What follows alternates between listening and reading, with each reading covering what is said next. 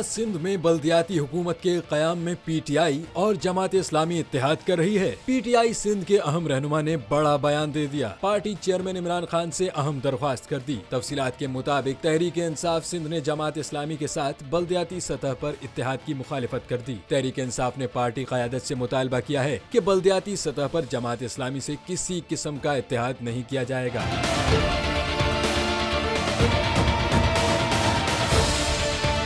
तहरीक इंसाफ सिंध के रहनुमा हलीम आदिल शेख ने कहा कि किसी ऐसी रेस का हिस्सा नहीं बनना चाहते जिसका जीतने वाला कोई और हो। मेयर पीपल्स पार्टी का बने या जमात इस्लामी का, हमारी कोई दिलचस्पी नहीं। हम मेयर के इलेक्शन से बाहर हैं। ख्याल रहे कि जमात इस्लामी की क़यादत तहरीक इंसाफ से मुज़ाकरात में कराची की बल्दियाती सियासत पर भी बात कर रही है। मेयर कराची के लिए पीटीआई की हिमायत से जमात इस्लामी की कामयाबी मुमकिन हो सकती है।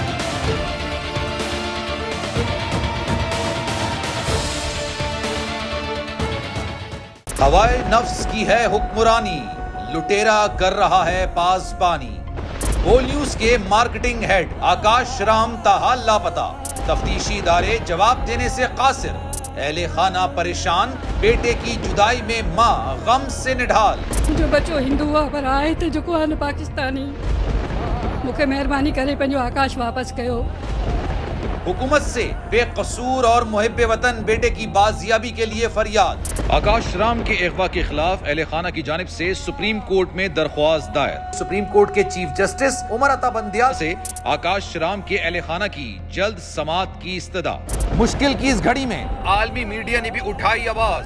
CNN, आज तक, इंडिया टुडे, टाइम्स नाउ समेत आलमी मीडिया ने आकाश राम के अगवा के खिलाफ दिया बोल का साथ। उफ क्या जुल्म है, बोल इंसाफ का मुंतजिर। सब्सक्राइब करें और बेल दबाएं ताकि कोई खबर रह न जाए।